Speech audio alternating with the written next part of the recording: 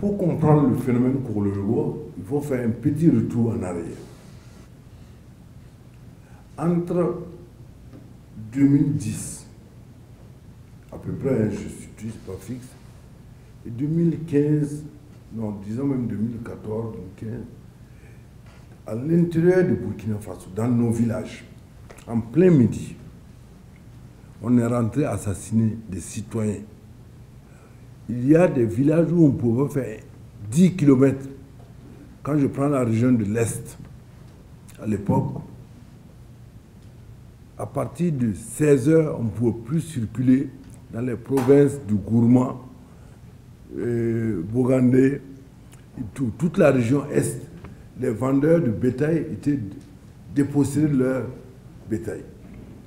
On assassinait les femmes au foyer pour voler en plein midi. Pour quelle raison?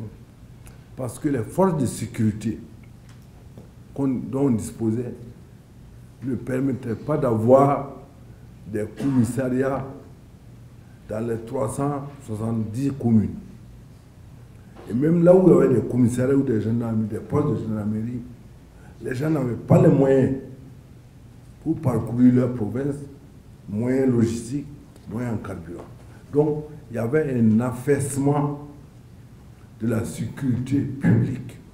C'est la défaillance de l'État central qui a conduit à l'apparition de ces Kouroulerouo qui, au départ, étaient des unités d'autodéfense de chaque village. Et les Kouroulerouo, leur limite était le village. Défendre le cadre sécuritaire du village où l'État n'avait ni policiers ni gendarmes. Et bien sûr, au fil du temps, les gens ont trouvé que la sécurité des villages, des régions, ils pouvaient en faire une sorte de business. En s'auto-organisant en policiers, en gendarmes. Mais là où il y a eu le dérapage, c'est quand ces Kouroulerouo se sont donné le droit d'emprisonner, de taxer, de prélever des taxes sur les citoyens comme eux, de rendre justice à la place de la justice, de créer des prisons privées.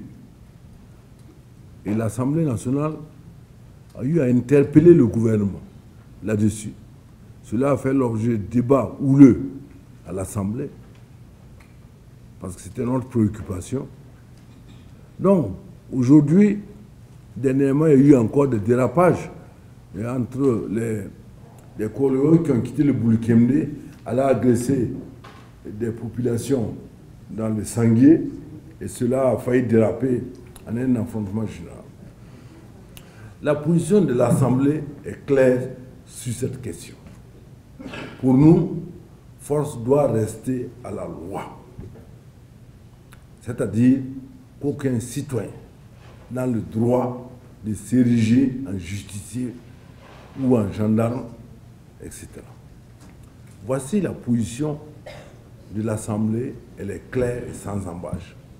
Maintenant, confronté à la réalité du terrain, qu'est-ce que nous faisons? Et c'est là que résident les vraies préoccupations. Nous ne pouvons pas dire de supprimer les Kouroulerouo. Si nous supprimons par décret ou par loi les Kouroulerouo, les bandits de grand chemin reprennent leur agression sur les populations. Cependant, l'État n'a pas encore les moyens, par les gendarmes et les policiers, d'assurer la sécurité des populations. On ne veut pas livrer les populations à la vindicte des mafieux, à la vindicte des voleurs, qui les assassinent impunément. Donc, pour nous, la solution, c'est l'encadrement strict des Kouroulerouo. D'abord, encadrement juridique. Qu'aucun Kouroulerouo n'ait le droit d'arrêter par lui-même un autre citoyen du Burkina. Deuxièmement, qu'aucune taxe ne soit prélevée par les Kouroulerouo sur un citoyen. Ensuite, qu'aucune justice ne soit rendue pas des gens qui ne sont même pas assermentés. Donc, pour nous, les Korego doivent demeurer des auxiliaires des forces de sécurité. C'est très important. Dans chaque rayon régional, provincial ou communal, les Korego doivent, s'ils doivent participer à la sécurité, doivent le faire sous la direction stricte des forces officielles de sécurité. Ça veut dire policiers, gendarmes ou armées. Parce que nous avons vu au nord aussi, dans le Sahel, quand les actes terroristes ont commencé, là-bas, les Korego ont été d'un apport en termes de renseignement. Parce qu'ils ont pu travailler en liaison avec les forces de défense et de sécurité. Ils ont rapporté des bonnes informations, ils ont permis de déceler des cellules dormantes des terroristes, donc ils ont eu une utilité. Mais de là à s'ériger soi-même en force de sécurité ou bien en juge, cela n'est pas normal. Et nous l'avons dit au gouvernement, et le gouvernement, devant les députés, a promis de prendre ces mesures.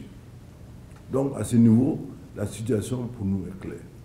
Parce que la solution la plus facile, c'est de décréter que les Korego sont supprimés. Cela, peut-être, va satisfaire l'esprit démocratique ou l'esprit de choses, des citoyens libres. Mais sur le terrain, cela ne va pas régler le problème. On va revoir ressurgir les assassinats, les attaques répétées au sein des villages et sur les pistes. Donc c'est pourquoi nous encourageons le gouvernement à mieux resserrer l'encadrement des Korego. Et que tout Korego qui va contrevenir aux dispositions légales soit lui-même emprisonné. Aujourd'hui, je crois qu'il y a beaucoup de Korego qui sont en prison. L'autre explication que nous avons donnée au gouvernement, c'est d'interdire les Korego de passer de village en village. Tu es Korego de chez toi, connu par la population de ton village. Tu n'as pas le droit d'aller dans une autre province. Parce qu'aujourd'hui, on avait remarqué, on rencontrait sur nos routes nationales, mais plein de gens alliés en moto, habillés avec des habits et des boucles d'andouille. Des vrais pénétrants qui parcouraient le Burkina. Vous pouvez retrouver les Korego de Pau à Oyuya là-bas. Et ainsi de suite. Et cela même constitue un danger grave. Parce que s'ils remplaçaient les boucles d'andouille par des kalash, ça pouvait créer une guerre civile dans notre pays. Et c'est un grand danger. Les milices d'autodéfense ne peuvent exister que sous la direction de la sécurité officielle et les encadrer. Et on doit limiter leur action. Ensuite, le port d'armes. Le port d'armes chez nous obéit aussi à une réglementation. On ne peut pas porter un fusil sans avoir un permis de port d'armes, même pour l'acheter. Or, les Korego ont envoyé toutes sortes d'armes dedans. Il y a d'autres qui n'ont même pas de permis. Donc, nous avons demandé au gouvernement de réglementer l'existence des Korego. Qu'au niveau d'un village, les gens s'organisent pour se défendre dans le cadre strict de leur village. Ils ont un délégué CVD au village. Ils appartiennent à une commune. Ils doivent signaler l'existence de cette structure-là au chef de la commune rurale, aux autorités du village, ainsi de suite. Donc, il faut limiter leur champ d'action et surtout la nature de leur action. Or, au début, effectivement, comme vous l'avez dit, il y avait des Korego qui avaient des prisons qui étaient érigées en une véritable armée. Donc, aujourd'hui, il faut ramener les Korego dans leurs limites comme auxiliaires, je dis bien auxiliaires des forces de sécurité. Si ce n'est pas cela, c'est extrêmement dangereux. L'Assemblée nationale n'a pas légiféré d'abord parce que nous comprenons les préoccupations. Mais s'il y a un dérapage, nous pouvons vous rassurer que l'Assemblée nationale va se saisir de la question et légiférer également.